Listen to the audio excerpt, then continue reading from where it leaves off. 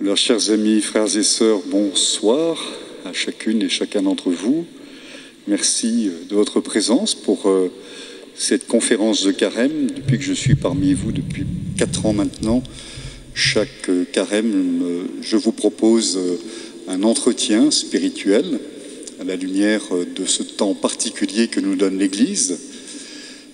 Il ne conviendrait pas, reconnaissez-le, que nous parlions de la prière sans d'abord peut-être nous y mettre un peu, tous ensemble, si vous le voulez bien, en nous mettant sous la motion de l'Esprit Saint.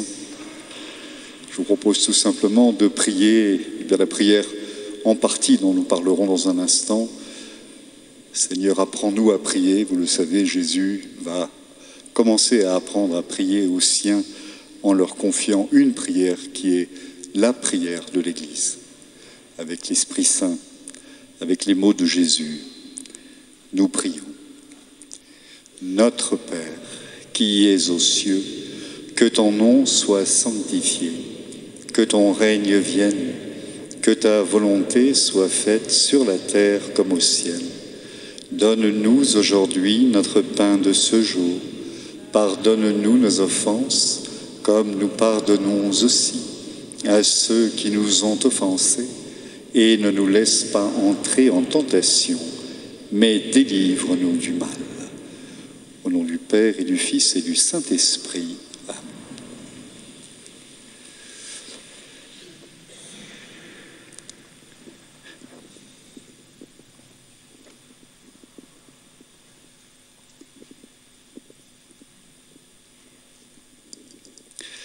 Frères et sœurs, chers amis, le jour du mercredi des Cendres, l'oraison de la messe nous disait « Donne-nous de commencer saintement par une journée de jeûne notre entraînement au combat spirituel ».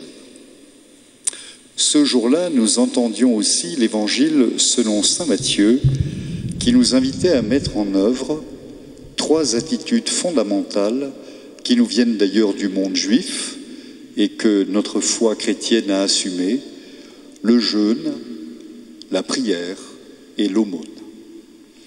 En cette année 2024, le pape François nous invite à vivre une année de la prière pour préparer nos cœurs au grand jubilé de l'année 2025, c'est-à-dire 1700 ans après le concile de Nicée qui a eu lieu en 325 et qui a posé les fondements de notre foi catholique universelle et qui a répondu à la grande crise de la vie de l'Église, à la première grande crise qui s'appelle la crise arienne. Pour Arius, prêtre d'Alexandrie, Jésus est un personnage fondamental, certes, mais il ne peut être le Fils de Dieu, il ne peut être Dieu lui-même. En effet, Jésus va mourir, souffrir en croix. Jésus ignore certaines choses, il ne s'en cache pas, en particulier le moment de la fin des temps qui seul est connu par le Père. Et donc, pour Arius, si Jésus ignore des choses, s'il souffre et s'il meurt, il ne peut pas être Dieu. Face à cette crise venue d'Arius, l'Église va être amenée à répondre et à clarifier les fondements de la foi en rappelant ce que nous disons le dimanche dans le credo, notre profession de foi commune, que Jésus le Christ est bien le Fils de Dieu venu pour nous sauver, en précisant même, je cite, qu'il est Dieu né de Dieu, lumière né de la lumière, vrai Dieu né du vrai Dieu, engendré, non pas créé, et de même substance que le Père. Vous savez que la correction d'un certain nombre de textes du missel nous a valu de faire cette nouvelle traduction qui est plus exacte philosophiquement que le terme nature qui était auparavant utilisé. Ce temps de carême donc où Jésus nous invite à renouveler notre prière, il nous le disait en Saint Matthieu le mercredi des Cendres, où le pape François nous invite à prier de manière plus intense pour nous préparer au grand jubilé. Donc ce temps de carême est l'occasion de réfléchir et d'approfondir ensemble la question de la prière et sa place dans nos vies. Il est certain que lorsqu'on parle de la prière dans notre foi catholique, il y a 1000 manières d'aborder ce point de la vie spirituelle.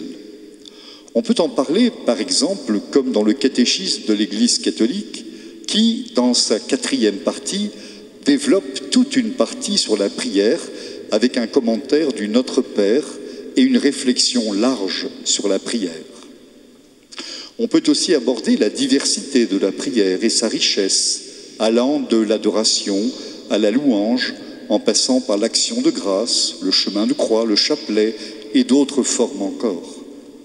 On peut aussi, bien évidemment, parler de la prière communautaire et liturgique en lien avec une prière plus personnelle et intime, comme par exemple ce qu'on appelle l'oraison, et dont sainte Thérèse d'Avila disait qu'il était un commerce amoureux dans le sens de la langue française de l'époque, traduisant l'espagnol, c'est-à-dire un échange d'amour. Songez que concernant cette seule manière de prier qu'est l'oraison, dans le grand dictionnaire de spiritualité en 15 volumes, qui est le monument de la théologie spirituelle en langue française, il n'y a pas moins de 25 définitions différentes de l'oraison. Cela suffirait non pas pour une conférence d'1 heure que je vous propose maintenant, mais cela pourrait nourrir un colloque d'une bonne semaine. Avec les différentes écoles d'oraison, l'école sulpicienne, l'école ignatienne chez les jésuites, l'école carmélitaine et bien évidemment pour la tradition du Carmel. Pour ma part, comme nous allons vers le jubilé qui va renouveler dans notre attachement au Christ, vrai Dieu et vrai homme, je souhaite avant toute chose, dans une première partie que je vais vous proposer, éclairer ce qu'est la prière chrétienne, qui est, comme nous le verrons, une prière qui est vécue dans le Christ. Puis, dans un second temps, j'aborderai l'enseignement sur la prière que l'on trouve dans les propos de Jésus, en particulier dans l'Évangile selon saint Luc, où il y a un vrai enseignement sur la prière que nous donne le Christ et qu'il donne aux disciples qui lui demandent « Seigneur, apprends-nous à prier ». Enfin, dans un troisième temps plus court et conclusif, nous verrons comment cet enseignement sur la prière peut nous éclairer et enrichir notre manière de prier. Premier point donc de ce chemin que je vous propose dans cette heure déjà entamée, de la prière à la prière chrétienne, de la prière comme phénomène général à la prière chrétienne. Depuis que l'homme est homme, depuis qu'il a pris conscience de sa place particulière dans l'univers, l'homme s'est interrogé sur son origine, sur ce qu'il y avait après la mort, sur sa précarité. Et c'est dans cette prise de conscience de la précarité de l'homme et en même temps de ce fait qu'il y avait peut-être pour lui, au-delà de la mort, une vie, eh bien c'est dans ce contexte, né il y a à peu près 50-60 000 ans, que la prière est apparue. En sociologie des religions, on estime que ce qui constitue une religion ou une expérience religieuse repose sur 3 composantes. D'abord, toute religion a ce qu'on appelle un corps de doctrine, c'est-à-dire ce que l'on croit. Toute religion a ensuite une attitude éthique qui découle de ce que l'on croit. Si je crois que Dieu me demande telle ou telle chose, je vais le mettre en œuvre, bien évidemment. Et cette partie éthique, c'est donc ce que je dois faire. Et puis la troisième partie de tout phénomène religieux, eh bien, c'est de manière générale que s'il y a un corps de doctrine, s'il y a une attitude éthique qui en ressort, il y a aussi une certaine manière d'aller vers Dieu, vers la divinité, et cela s'appelle le culte ou la prière. Pour cette raison, on trouve des traces de prière sur tous les continents et à toutes les époques, à partir du moment donc où l'homme prend conscience de sa place unique et originale dans le monde et dans le cosmos. Certains observateurs soulignent ainsi que si l'homme est un homo sapiens, comme on dit, il est aussi un homo orans, un homme priant, parce que cette caractéristique de la prière est universelle. Cette dimension de l'homme, structurée par la prière comme attitude fondamentale, bien évidemment, tente aujourd'hui à s'estomper, en particulier en raison du développement de ce qu'on appelle la sécularisation, c'est-à-dire d'un monde où la question de Dieu disparaît ou peut sembler inutile, relative, très secondaire. La prière tend aussi à s'estomper en raison des comportements qui laissent de moins en moins de place au silence dans notre société. Ce silence qui permet d'explorer son intériorité, d'occuper sa conscience. Le philosophe George Steiner, qui était professeur à Oxford et qui est décédé il y a 2 ou 3 ans de cela, disait qu'une de ses inquiétudes était la disparition progressive du silence dans la société. Le silence, qui est une condition de l'intériorité et donc une condition de la liberté, c'est aussi bien évidemment une composante essentielle d'une relation priante avec Dieu, composante qui devient rare aujourd'hui, vous le savez, avec l'industrie du divertissement et du bruit qui est partout dans notre société, dans la moindre galerie marchande, dans les rues à Noël, dans nos voitures, nos appartements. J'ai été jeune vicaire, car j'ai été jeune, il y a une 30aine d'années, et je me souviens que j'allais préparer des baptêmes dans les familles et qu'il fallait toujours à un moment donné expliquer qu'il serait peut-être bien d'éteindre la télévision qui tournait comme une sorte de bruit de fond et de ronronnement continuel en arrière-fond. Si on revient à la prière et à ses origines, on découvre donc que de multiples civilisations ont produit de la prière comme une attitude du corps de l'homme devant Dieu ou devant des divinités. Mais au milieu de toutes ces différentes cultures sur tous les continents, il y a une manière singulière, originale de prier qui va se développer à partir de ce que nous appelons, nous chrétiens, avec nos frères aînés dans la foi qui sont juifs, ce que nous appelons la tradition biblique. Au milieu de différentes manières de prier, la tradition biblique va offrir une façon originale de prier. C'est avant tout l'Ancien Testament qui témoigne de la manière dont Dieu va se révéler pour se constituer un peuple, Israël, qui va développer une manière originale de prier le Dieu qui s'est révélé à Abraham, Isaac et Jacob. Cette manière nouvelle et originale de prier qui se manifeste dans l'Ancien Testament a 3 caractéristiques essentielles. La première caractéristique, c'est que c'est une prière qui s'adresse à un Dieu qui s'est révélé à Abraham, Isaac, Jacob, et qui est un Dieu qui se manifeste comme un Dieu personnel, c'est-à-dire un je qui s'adresse à un tu. C'est une relation interpersonnelle qui caractérise la prière biblique de l'Ancien Testament. La seconde caractéristique de cette prière, c'est qu'elle repose sur la foi et non pas sur ce qui est en général la manière de prier dans le monde païen, c'est-à-dire la magie. La magie, qu'est-ce que c'est ? C'est établir un lien automatique et mécanique entre un acte et son effet. J'utilise la bonne formule de prière et j'en attends automatiquement le fruit et l'effet. Dieu n'est plus une personne, il est, ou la divinité, c'est un distributeur à grâce qui est disponible pour moi, ou un distributeur à effet. Or, la prière dans la Bible n'est pas de la magie comme dans le monde païen, mais une relation qui suppose la confiance, la foi, une relation qui va se tisser progressivement entre le croyant et son Dieu.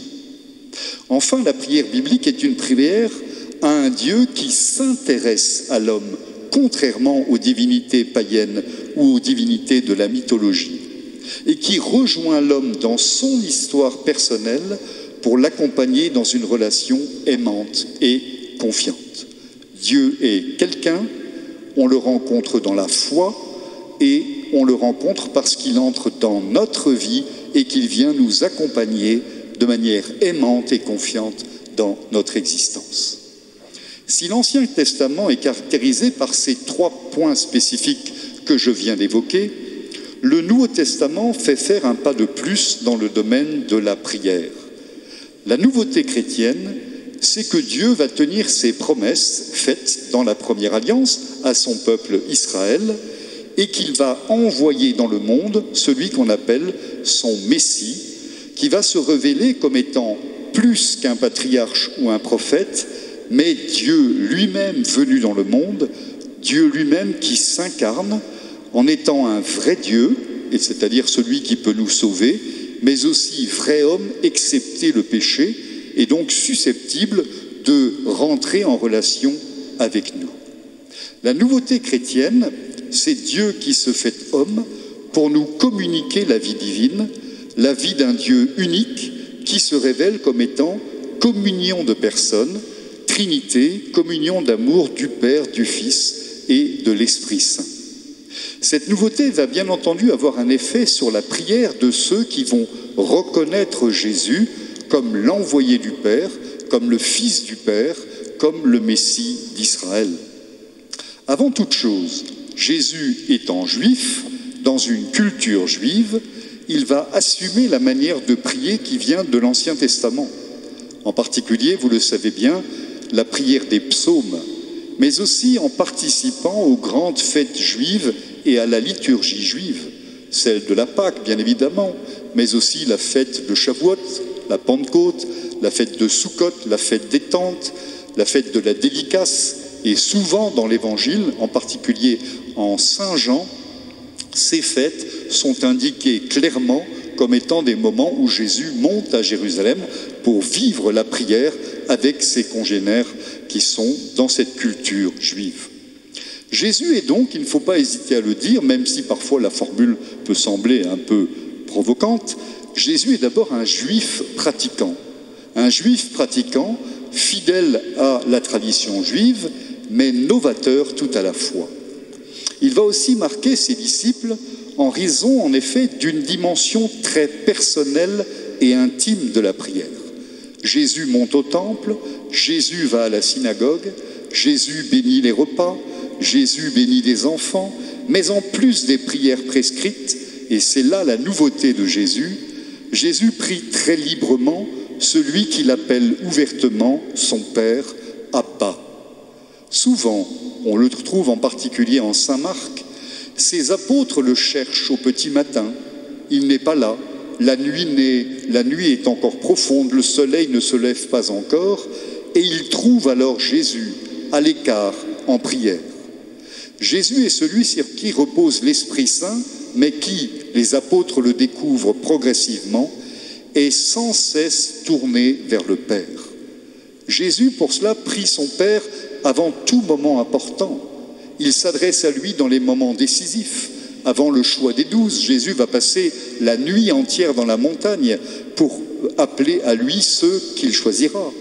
Au moment de l'envoi ou du retour de la mission des apôtres, avant la résurrection de Lazare, lors de son agonie au jardin de Gethsémani, jusque sur la croix, Jésus prie, il oriente toute sa vie vers son Père du ciel. En conséquence, la prière chrétienne authentique est une prière fondamentalement et profondément trinitaire. Elle va, dans les pas de Jésus, demander l'aide de l'Esprit Saint. C'est ce que nous dira d'ailleurs l'apôtre Saint Paul. Nous ne savons pas prier, mais l'Esprit vient nous aider à prier et il prie en nous par des gémissements ineffables.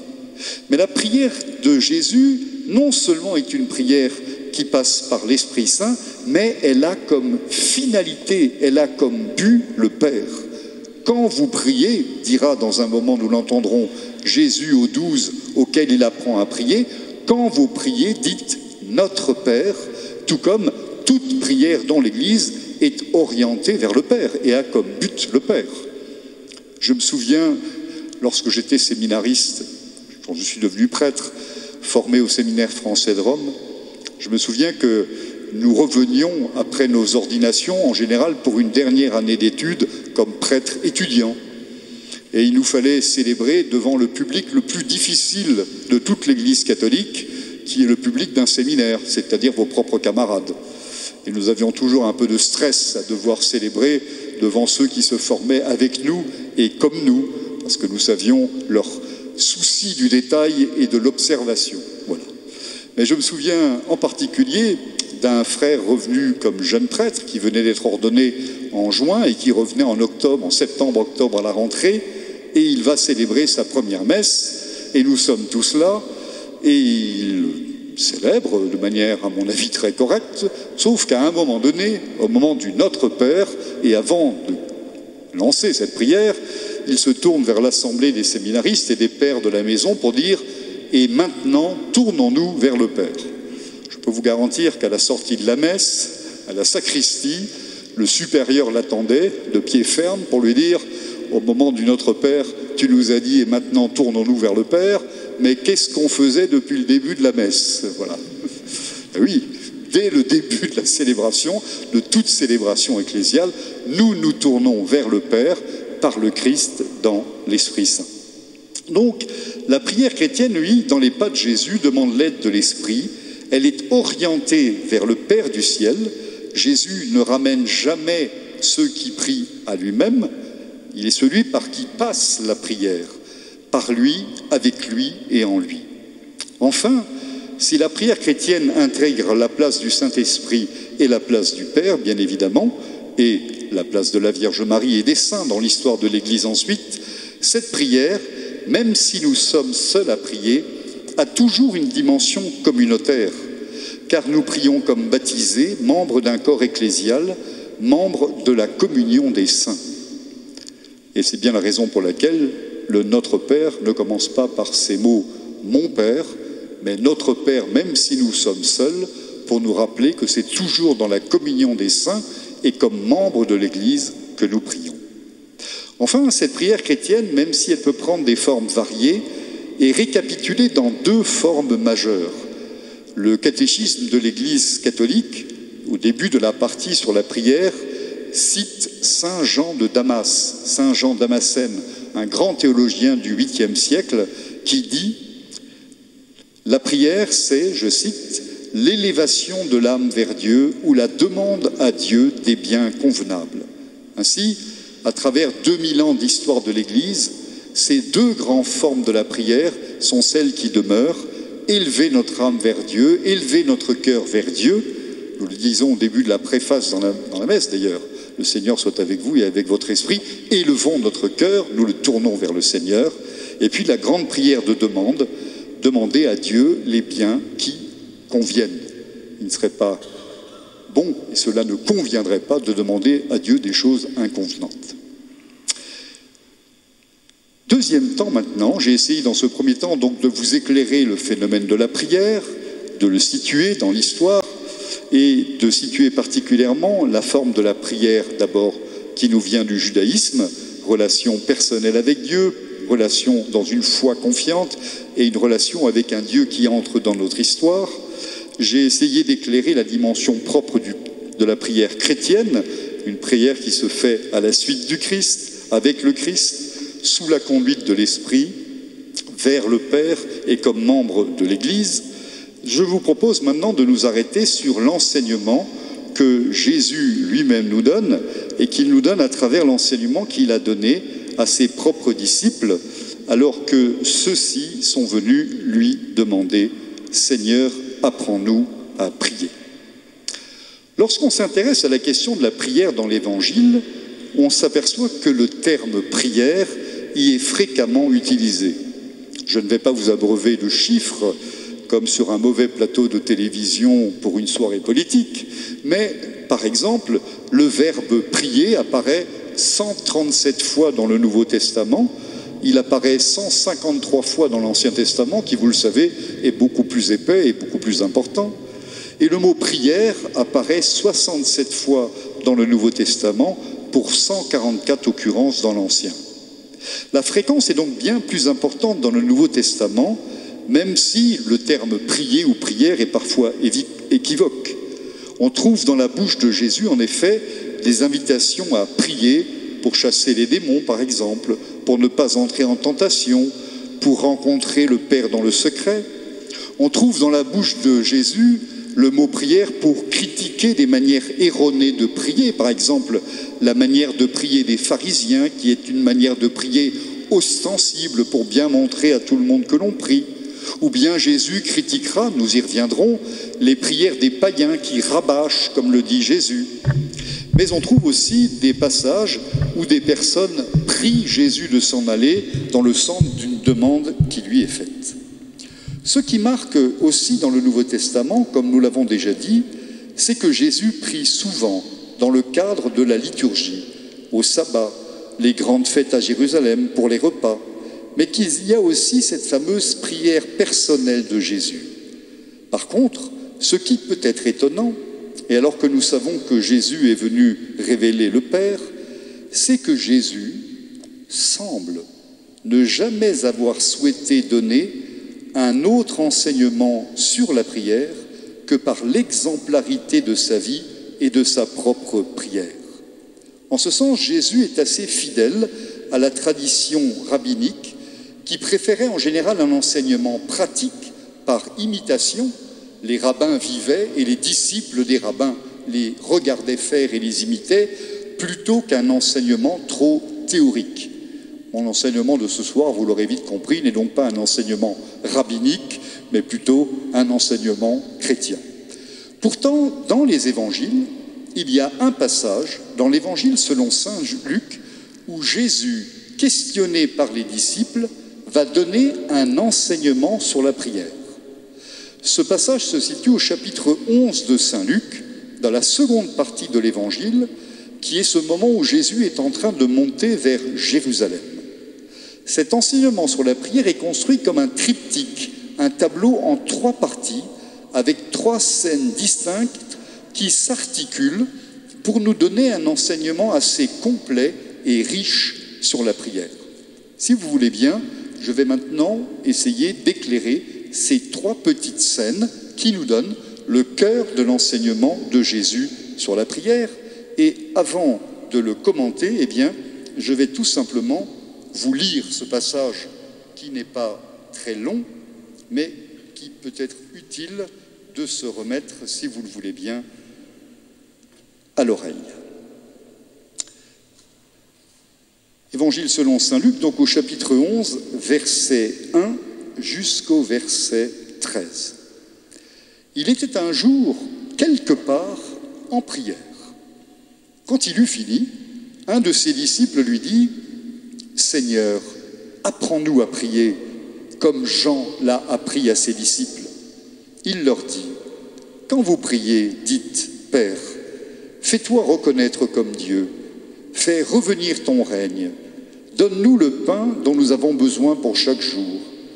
Pardonne-nous nos péchés, car nous-mêmes nous pardonnons à tous ceux qui ont des torts envers nous, et ne nous expose pas à la tentation. » Jésus leur dit encore, « Si l'un de vous a un ami, et qu'il aille le trouver au milieu de la nuit pour lui dire « Mon ami, prête-moi 3 pains, parce qu'un de mes amis m'est arrivé de voyage et je n'ai rien à lui offrir. » Et si l'autre de l'intérieur lui répond « Ne m'ennuie pas, maintenant la porte est fermée, mes enfants et moi nous sommes couchés, je ne puis me lever pour te donner du pain ?» Je vous le déclare, même s'il ne se lève pas pour lui en donner parce qu'il est son ami, et bien parce que l'autre est sans vergogne, il se lèvera pour lui donner tout ce qu'il faut. Eh bien moi, je vous dis, demandez, on vous donnera. Cherchez, vous trouverez. Frappez, on vous ouvrira. En effet, quiconque demande reçoit, qui cherche trouve, et à qui frappe on ouvrira. Quel père parmi vous, si son fils lui demande un poisson, lui donnera un serpent au lieu du poisson?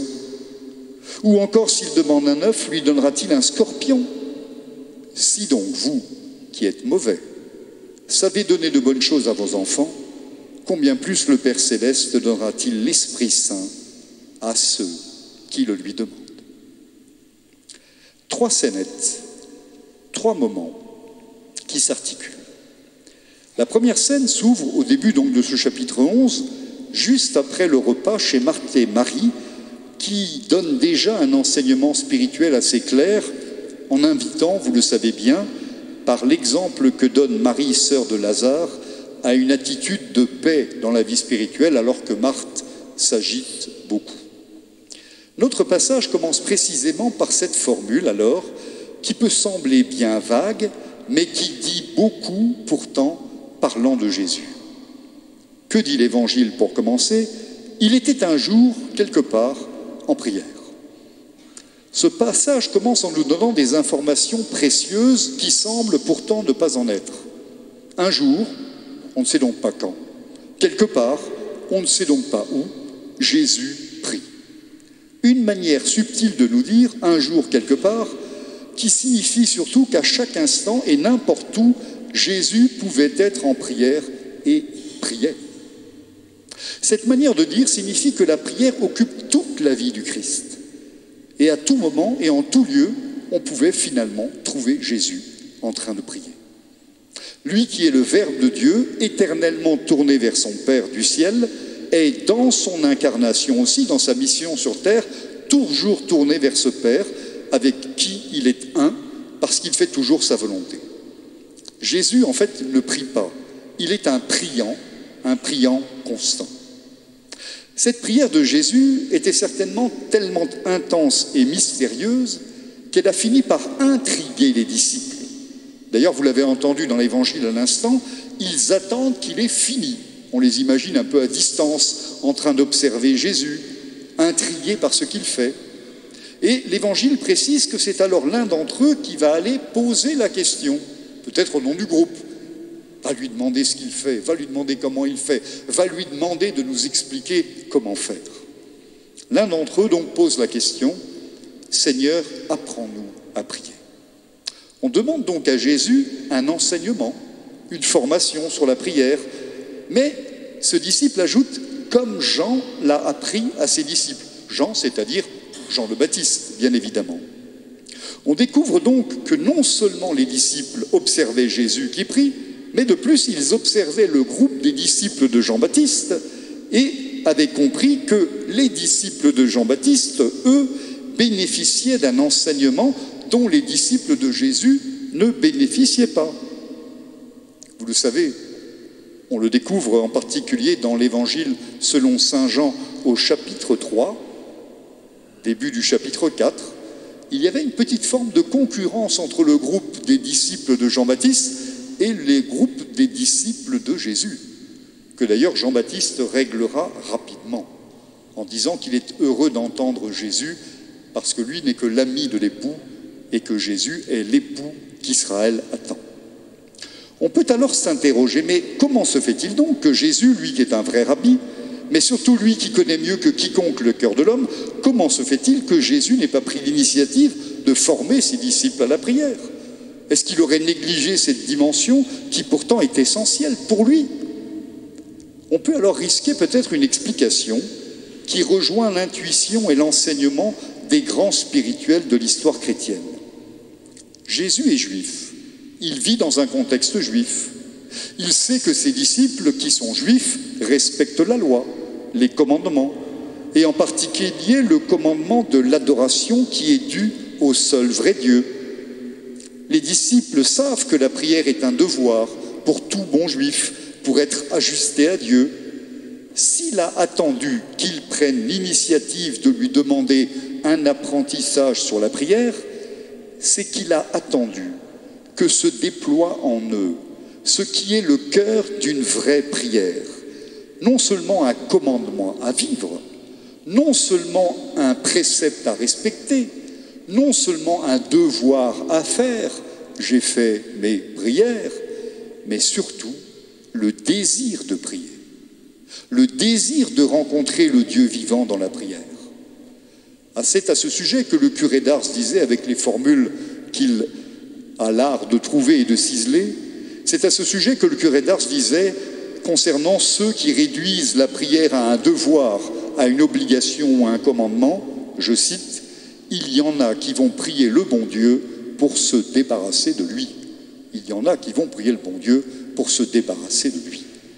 Et il ajoutait cette autre formule qui ouvre alors sur le cœur d'une vie spirituelle authentique. On reconnaît les vrais amis de Dieu au fait qu'ils font les choses qu'ils ne sont pas obligés de faire. On reconnaît les vrais amis de Dieu au fait qu'ils font les choses qu'ils ne sont pas obligés de faire. Les amis de Dieu ne prient pas parce qu'ils sont obligés de prier, ils prient parce qu'ils ont le désir de prier. Bien sûr, le commandement est nécessaire, bien sûr, nous en avons parfois besoin, mais la loi essentielle est celle de l'Esprit en nous pour nous faire agir sous la motion de l'Esprit. C'est pourquoi, d'ailleurs, saint Jean de la Croix écrira un jour, parlant du sommet de l'expérience spirituelle, là-haut, il n'y a plus de loi. Là-haut, il n'y a plus de loi, il n'y a plus de commandement, il n'y a plus de préceptes, parce que celui qui est vraiment plein de Dieu n'a plus besoin d'obligation pour prier, il prie parce qu'il est habité par Dieu lui-même. Ce qu'a certainement donc attendu Jésus, c'est que la curiosité des disciples grandisse et que naisse en eux le désir de prier, le désir de savoir comment prie Jésus et comment ils sont appelés à prier à sa suite. Le désir, nous le savons, est d'une certaine manière le moteur de la vie. Quand il n'y a plus de désir dans la vie, vous le savez bien, et malheureusement, on parle parfois de déprime, ou même parfois de dépression, ou même parfois de burn-out aujourd'hui. C'est le désir qui nous fait avancer dans l'existence, c'est lui qui nous met en mouvement. Le père François-Xavier Duruel, le théologien qui renouvellera toute la réflexion sur le mystère pascal, aimait dire, je l'ai entendu moi-même le dire pour l'avoir connu, « Nous valons ce que vaut notre désir.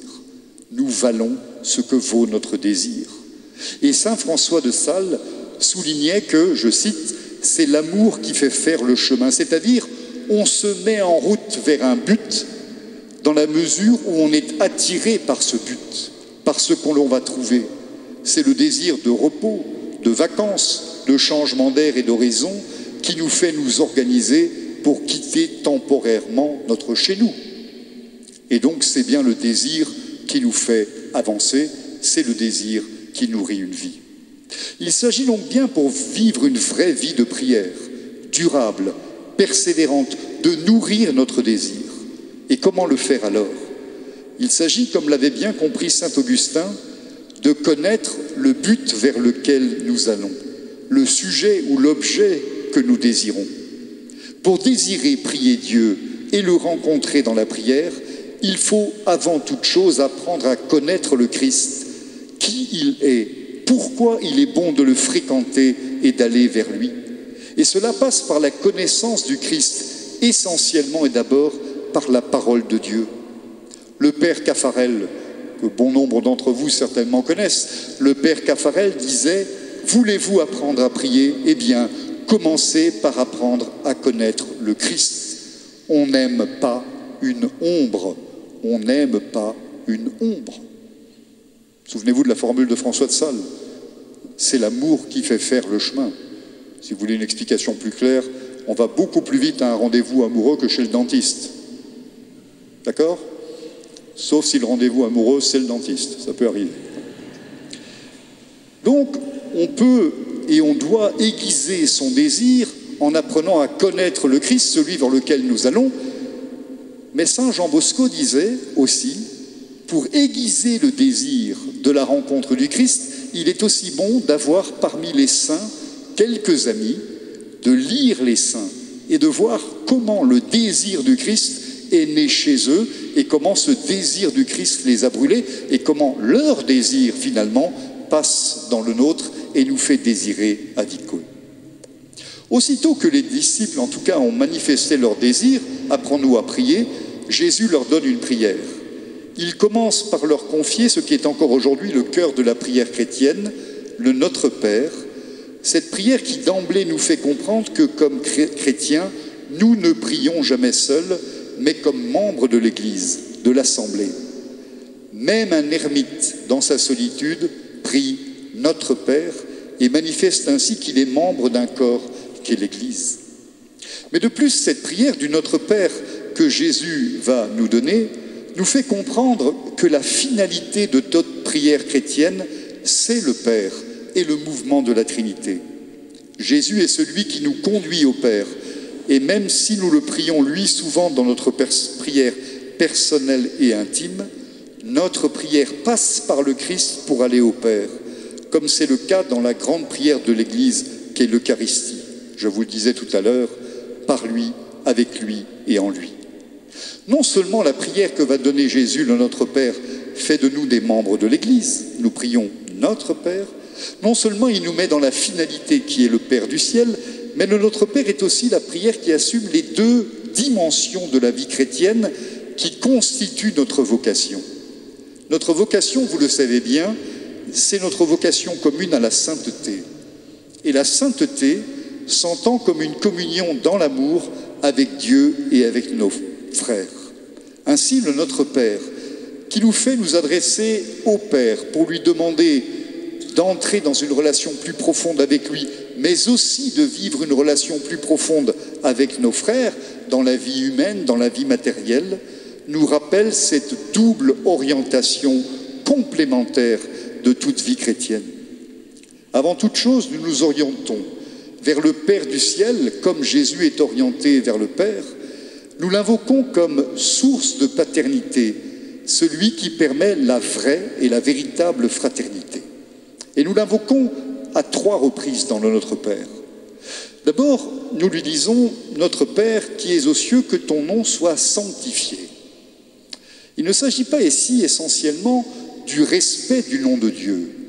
Mais avant toute chose, il faut comprendre que la formule « que ton nom soit sanctifié » a une dimension missionnaire, telle que les premiers pères de l'Église l'ont compris. Si Dieu est saint et nous communique sa sainteté, et si nous sommes fidèles à notre baptême et à notre vocation à la sainteté en vivant comme des saints, alors les hommes qui nous voient vivre loueront la sainteté de notre Père du ciel. Jésus le dira au chapitre 5, verset 16 de saint Matthieu, « Que votre lumière luise devant les hommes, afin qu'ils voient vos bonnes œuvres et qu'ils glorifient votre Père qui est dans les cieux. » Sanctifier le nom de Dieu, c'est vivre comme des saints, c'est témoigner que nous sommes les enfants de Dieu qui vivent leur appel à la sainteté. Que ton règne vienne, disons-lui, car c'est notre souhait alors que le règne de Dieu s'étende et qu'ainsi la multitude des hommes puisse bénéficier de la vie de Dieu. Que ta volonté soit faite sur la terre comme au ciel. Le cœur de la vie de Jésus et de l'action du Christ, c'est de faire la volonté du Père. Il le dit souvent en Saint Jean. Le Père et moi, nous sommes un parce que je fais toujours sa volonté. Moi, j'ai une nourriture que vous ne connaissez pas, c'est faire la volonté du Père qui m'a envoyé. Si nous avons à vivre comme des saints pour témoigner de la sainteté du Père, pour étendre le règne du Père, eh bien, nous avons alors à connaître la volonté de Dieu, à la faire connaître, pour que cette volonté de Dieu, eh bien, permette la croissance de la vie et de l'annonce du Seigneur. Après ce premier temps et ces 3 intentions qui nous ont portés vers le Père, dans la dimension verticale de la vie chrétienne, eh bien, nous continuons à le prier, mais pour les besoins de notre pèlerinage sur la terre, en lui demandant 3 biens. Avant toute chose, nous demandons à Dieu le pain de ce jour, qui est le pain matériel, bien évidemment, dont nous avons tous besoin pour vivre, mais qui, chez les commentateurs de la première Église, est aussi le pain spirituel. Saint Cyprien de Carthage, par exemple, mort martyr au IIIe siècle, rappelle que les 2 pains nous sont nécessaires et profitables. Et de nombreux commentateurs, évidemment, font le lien avec la manne que Dieu donnait au désert, non pas pour conserver la manne, mais juste pour le jour prévu. Ainsi, donne-nous notre pain de ce jour, rejoint le don de la manne au désert. Ensuite, nous invoquons Dieu comme Père de miséricorde, pour qu'il nous pardonne nos péchés comme nous pardonnons aussi. Dès le début de notre Père, nous savons que Dieu est saint, que ton nom soit sanctifié, et que sa volonté sur nous est que nous soyons saints, comme l'écrira saint Paul aux Thessaloniciens. La volonté de Dieu sur vous, c'est que vous soyez saints, dit saint Paul. Et en saint Matthieu, Jésus dira « Soyez parfaits comme le Père est parfait ». Non pas dans le sens d'une perfection morale, mais dans le sens d'être pleinement accompli comme le Père. Nous avons à imiter le Père, à vivre comme lui. Saint Césaire d'Arles, un des grands évêques des premiers siècles, écrira « Il y a dans le ciel une miséricorde à laquelle on parvient par des miséricordes terrestres. Il y a dans le ciel une miséricorde par laquelle on parvient par des miséricordes terrestres. Et donc, tant que nous le pouvons, hâtons-nous sur la terre, dit saint Césaire d'Arles, de nous rendre favorable la miséricorde céleste. Nous avons à vivre la miséricorde car nous en bénéficions nous-mêmes. Nous avons à vivre la miséricorde, car nous espérons tous en bénéficier quand nous arriverons devant le Père du ciel. Enfin, nous demandons au Père du ciel de nous permettre de résister à la tentation et de nous délivrer du mal, c'est-à-dire du malin. Saint Cyprien de Carthage toujours écrit, je le cite, « Cette demande inclut toutes les manœuvres que l'ennemi prépare contre nous. Si Dieu nous en délivre, s'il accorde son secours à ceux qui l'implorent, nous pouvons être tranquilles, il ne nous reste plus rien à demander. » Cette demande ultime du Notre Père nous rappelle en tout cas notre condition de chrétien qui est de vivre un combat spirituel continu. Rappelez-vous en Saint Luc, dès que Jésus est baptisé, aussitôt il part au désert, tenté par l'Esprit. La condition chrétienne, c'est une condition au cœur de laquelle se trouve le combat spirituel, qui nous accompagnera toute notre existence. Saint François de Sales va même plus loin. Il nous assure que notre amour-propre mourra un quart d'heure après nous. Premier panneau de mon triptyque, c'était le plus long, le Notre Père que Jésus a donné. Seconde scène de notre triptyque, il s'agit, vous l'avez entendu à l'instant, d'une parabole, la parabole dite de l'ami importun. Elle a une forme de parallèle au chapitre 18 de Saint Luc, avec une histoire très similaire à l'ami importun, une parabole qui est la parabole dite du juge inique et de la veuve, précédée par une parole forte de Jésus sur la prière. Je cite, « Jésus leur dit une parabole sur la nécessité pour eux de prier constamment et de ne jamais se décourager. » De prier constamment et de ne jamais se décourager. La parabole de l'ami importun commence par une mise en situation de la vie courante. Une personne a un ami qui vient le déranger chez lui en pleine nuit pour lui demander de l'aide, 3 pains, pour bien accueillir une personne de passage. La personne qui est déjà couchée avec toute sa famille, vous l'avez entendu, semble résister. Mais Jésus observe que si celui qui est venu frapper à la porte insiste, l'autre se lèvera, non en raison du bien à faire, partager le pain, mais pour éviter d'être dérangé et pouvoir enfin dormir. Jésus, par cette simple parabole, invite à la persévérance, à une forme de prière continue, comme il le souligne donc aussi en Luc 18.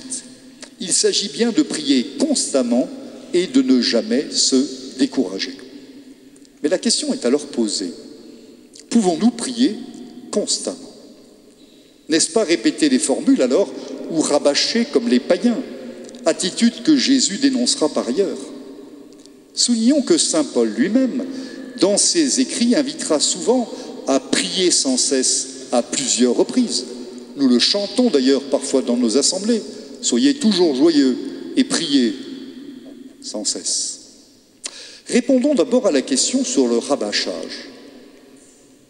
Elle ne vise pas chez Jésus le fait de répéter des prières. Quand Jésus dit « ne rabâchez pas comme les païens », il vise des pratiques païennes de nature magique qui faisaient croire qu'en priant une divinité avec des formules toutes faites un certain nombre de fois, on pouvait obtenir le résultat que l'on escomptait. Il s'agissait donc de pratiques où la foi n'a pas de place, où la relation personnelle avec Dieu est secondaire. Jésus dénonce ces attitudes païennes très éloignées de la prière biblique faite de foi et surtout d'abandon à la volonté de Dieu.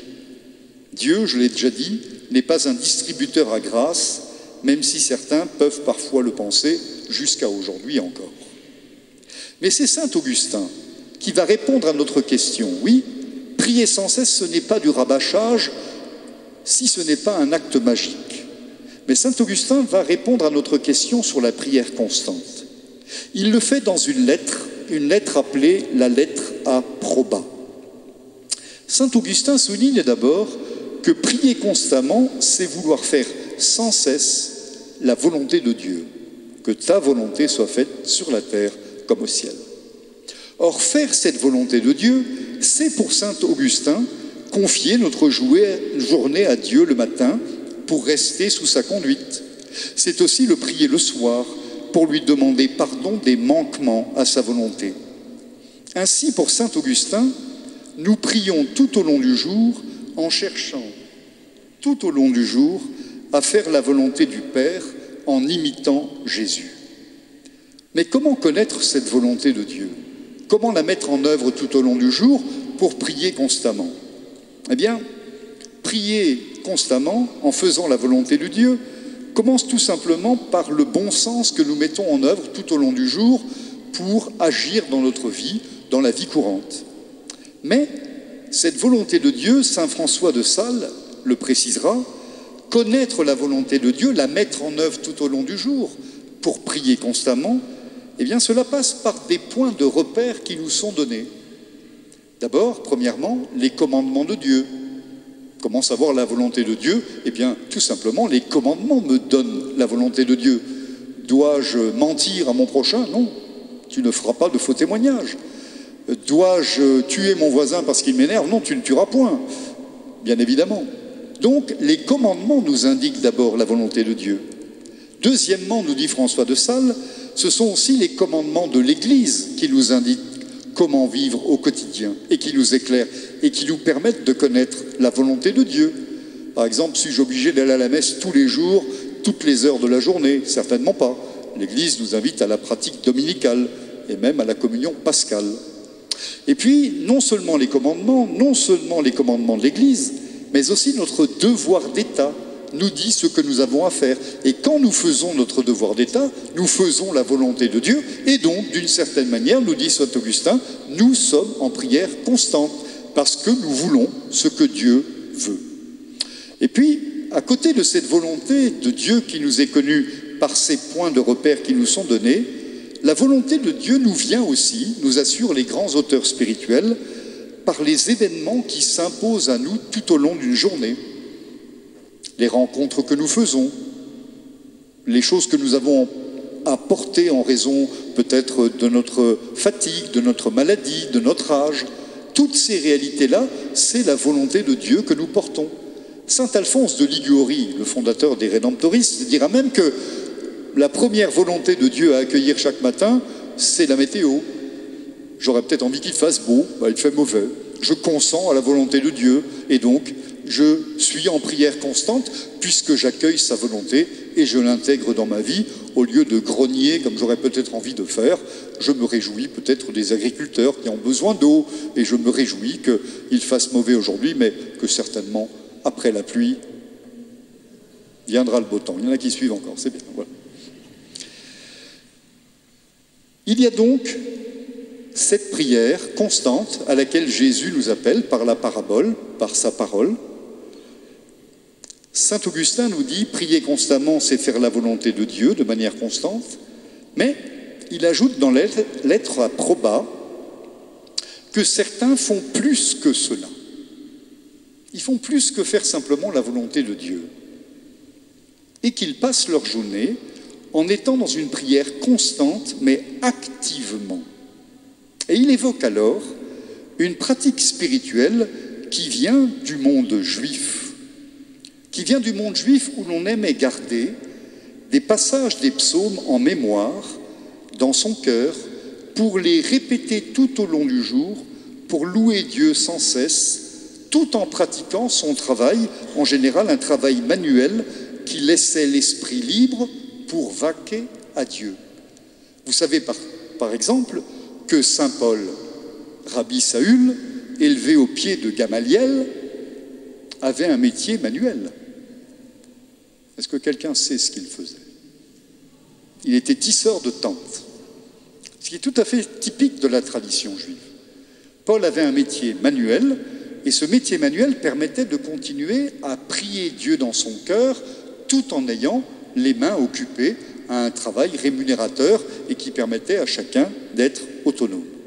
Eh bien, cette manière de prier, en gardant dans son cœur des formules de psaumes, en les mémorisant, est passée dans la tradition chrétienne, en particulier dès les premiers siècles, dans le mouvement monastique chrétien. Les premiers moines chrétiens vont prier de cette manière-là. Pourquoi? Parce que, bien évidemment, à l'époque des premiers moines chrétiens, au 2e, IIIe surtout siècle et IVe siècle, vous imaginez bien qu'il n'y avait pas de livres, il n'y avait pas d'imprimerie. Des papyrus concernant l'écriture valaient le prix d'une maison. Il était donc impossible d'avoir des textes suffisamment en nombre pour tous les ermites d'une communauté, pour tous les moines d'une communauté. Et donc les moines apprenaient par cœur des passages de l'écriture, en particulier des passages des psaumes. Et nous possédons un livre extrêmement important d'un saint très important dans l'histoire de l'Église et de la spiritualité qui s'appelle Saint Jean Cassien. C'est un Gaulois. Il quitte la Gaule, il va aller rencontrer Saint Jean Chrysostome à Constantinople, puis il ira rencontrer Saint Jérôme à Nazareth, Bethléem, pour le voir travailler et traduire les Écritures, puis il ira dans les déserts d'Égypte rencontrer les moines chrétiens. Et comme Cassien est un juriste, qu'il sait écrire, il prend des notes. Et ces notes, nous les possédons. Et en rencontrant les moines chrétiens, il va leur demander comment ils prient. Et ces moines, en particulier un certain abbé Isaac, qui est resté célèbre dans la tradition spirituelle, confie alors à Saint Jean Cassien que les moines des monastères d'Égypte ont l'habitude de prendre une petite formule de psaume qu'ils répètent. Dès le réveil, quand ils se lèvent, ils prient cette formule de psaume. Et ils la prient jusqu'au soir, sauf dans les moments où ils s'arrêtent pour prier ensemble, les offices. L'abbé Isaac va même jusqu'à dire, pardonnez-moi le détail, mais c'est dans le texte, qu'on peut prier ainsi jusque dans les plus basses besognes de la nature. C'est-à-dire qu'on est obligé de s'arrêter à aucun moment. Et cette formule de prière pouvait être multiple. Plusieurs psaumes étaient utilisés, mais l'abbé Isaac souligne qu'il y a un psaume et un verset qu'on utilise particulièrement, on est au IVe siècle, et ce passage de psaume, ça va peut-être vous étonner ou ne pas vous étonner, il est dans le psaume 69, et il dit ceci, « Dieu, viens à mon aide, Seigneur, à notre secours. » Et c'est la raison pour laquelle vous le trouvez au début de notre office.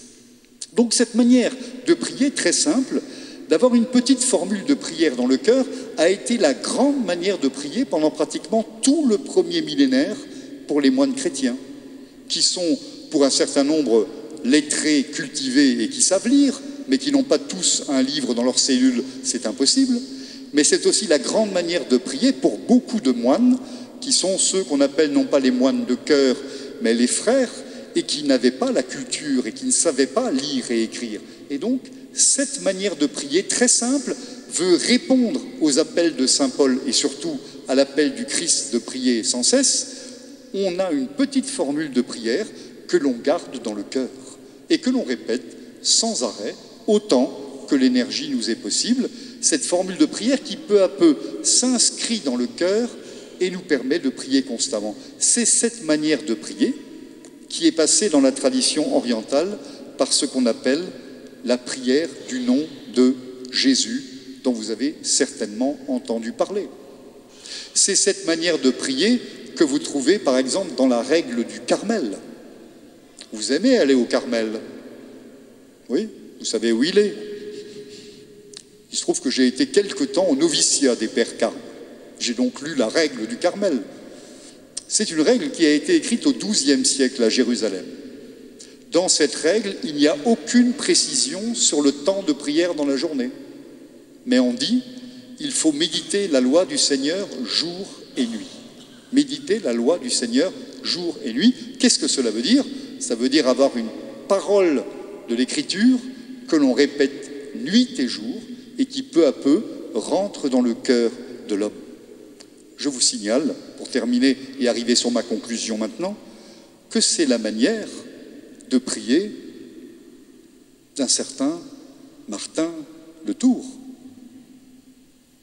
qui a vécu au IVe siècle, et dont Sulpice Sévère nous dit, je le cite, « Jamais Martin n'a laissé passer une heure, un moment, sans se livrer à la prière ou s'absorber dans la lecture. Et encore, même en lisant ou en faisant autre chose, jamais il ne cessait de prier Dieu. De même que les forgerons, se reposant au milieu de leur travail, frappe encore leur enclume. Ainsi Martin, même quand il paraissait faire autre chose, continuait de prier. Saint Martin, en plein IVe siècle, est dans cette grande tradition de la prière continue qui passe par une formule de prière que l'on répétait dans son cœur et qui est passée, je vous l'ai dit, en particulier et qui a été repopularisée en Occident par la prière du nom de Jésus. Je vous signale d'ailleurs que le pape François, dans son texte Gaudete et Exsultate sur la sainteté, a tout un passage sur la prière et évoque en particulier cette manière de prier. J'en arrive à ma troisième partie, qui est une partie conclusive, qui sera bien plus courte. Conclusion sur cet apprentissage que Jésus nous a donné, l'enseignement du Notre Père, et puis l'enseignement de cette parabole de l'ami importun, qui se conclut par l'appel à la prière constante, dont nous avons vu comment Augustin lui-même l'a éclairé. Eh bien, troisième partie, conclusive, j'aimerais juste pointer quelques éléments de cet enseignement que nous avons traversé et qui s'est terminé dans la troisième petite partie du triptyque par l'appel à prier Dieu et à demander l'Esprit Saint. En effet, Jésus, après la parabole, reprend la parole avec force. « Eh bien, moi, je vous dis, demandez, vous recevrez, cherchez, vous trouverez, frappez, on vous ouvrira. » Et Jésus livre alors ici sa question pédagogiquement.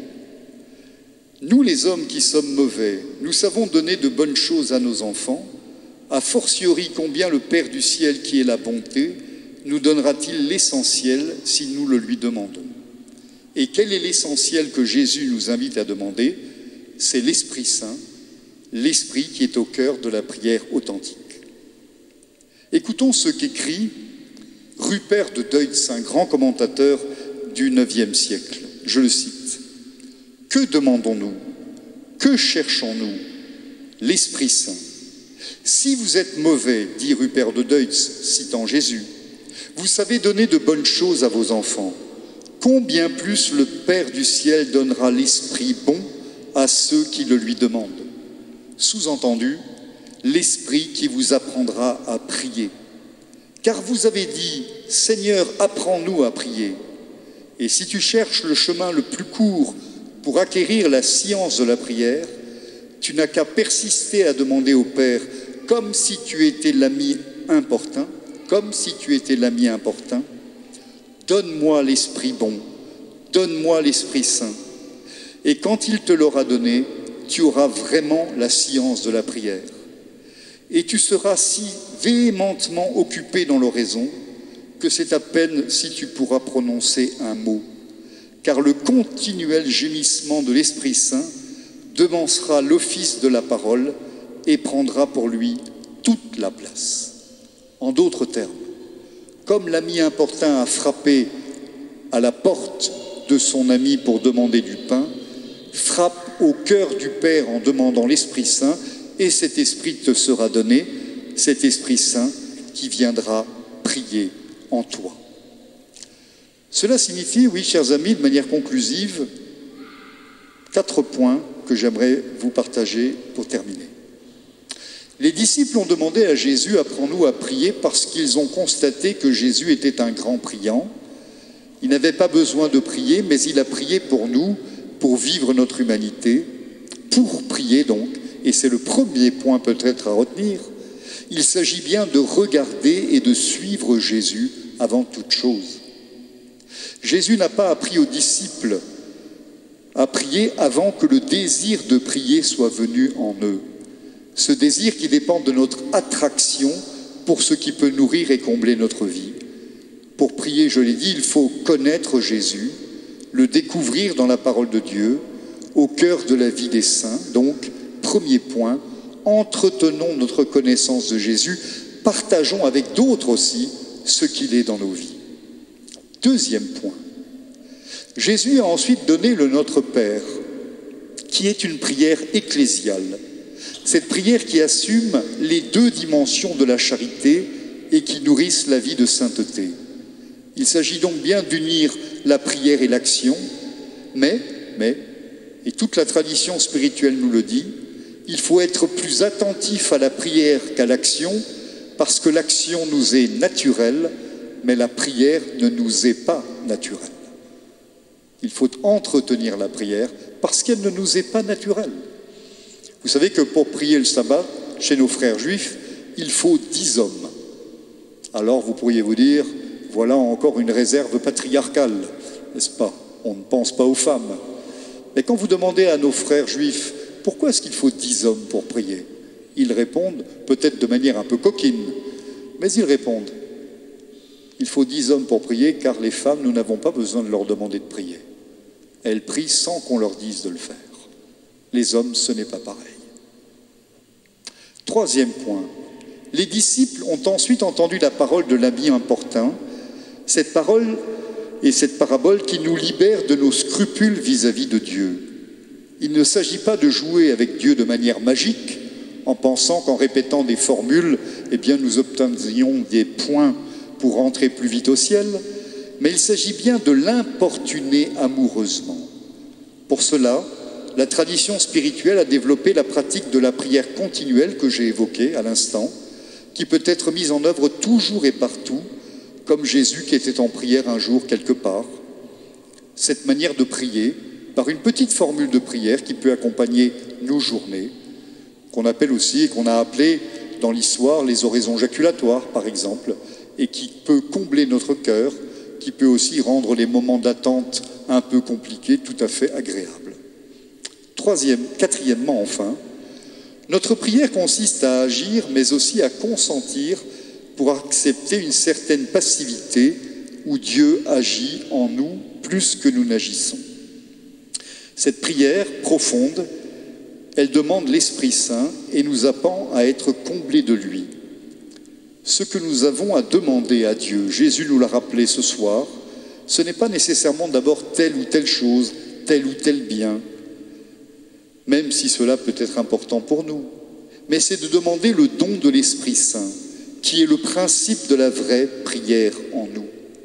Cette demande de l'Esprit Saint peut passer par des prières traditionnelles de l'Église, bien évidemment, le Veni Creator, le Veni Sancte Spiritus, d'admirables prières, mais aussi par des invocations plus libres et spontanées. L'important est notre demande fidèle à Dieu de recevoir l'Esprit, de l'accueillir pour vivre de lui. Alors oui, suivons Jésus, apprenons de lui, vivons les deux dimensions de la prière, vers le ciel et vers nos frères, importunons Dieu amoureusement et demandons l'Esprit Saint pour qu'il nous apprenne à prier, à nous de le suivre et d'en vivre.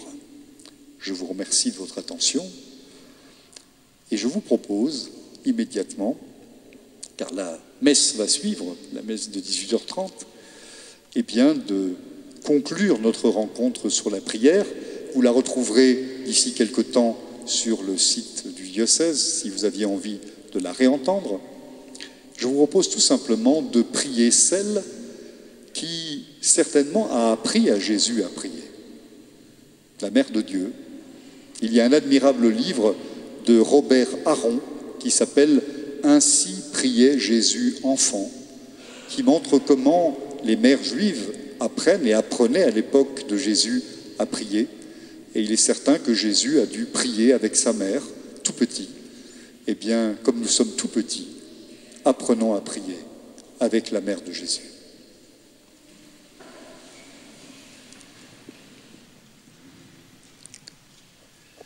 Je vous salue Marie, pleine de grâce, le Seigneur est avec vous. Vous êtes bénie entre toutes les femmes, et Jésus, le fruit de vos entrailles, est béni. Sainte Marie, Mère de Dieu, priez pour nous, pauvres pécheurs, maintenant et à l'heure de notre mort. Amen. Avant de vous quitter, de vous remercier de votre présence, chers amis, j'aimerais vous confier une intention de prière. Je suis en train de boucler ma valise. Demain, je partirai pour Lourdes pour la conférence des évêques. Vous savez que nous avons des sujets importants en ce moment. Vous en avez vu passer quelques-uns ces derniers jours, en particulier celles qui concernent la fin de vie. Vous avez entendu la parole des évêques, notre président, vice-président de la conférence. Nous allons très certainement produire un texte durant cette semaine que nous vous adresserons. Je vous invite donc à prier pour cette cause. Je vous invite à faire ce que vous pouvez faire aussi auprès des élus pour leur rappeler leur devoir en humanité, afin que la vie soit respectée jusqu'au bout, bien évidemment, et afin aussi que nous trouvions les moyens d'aider au mieux tous ceux et toutes celles qui souffrent. La souffrance n'a pas de valeur en soi, elle n'en a que par l'amour qu'il apporte. Et demandons donc au Seigneur la force de parler en vérité et de témoigner en vérité. Donc merci pour votre prière. Le Seigneur soit avec vous. Que Dieu Tout-Puissant vous bénisse, le Père, le Fils et le Saint-Esprit. Frères et sœurs, chers amis, encore une fois, merci de votre présence. Très bonne suite de montée vers Pâques, encore une semaine jusqu'au rameau. Et puis nous aurons la joie de vivre la Semaine Sainte et la joie de Pâques. À très bientôt. Bonne soirée à vous.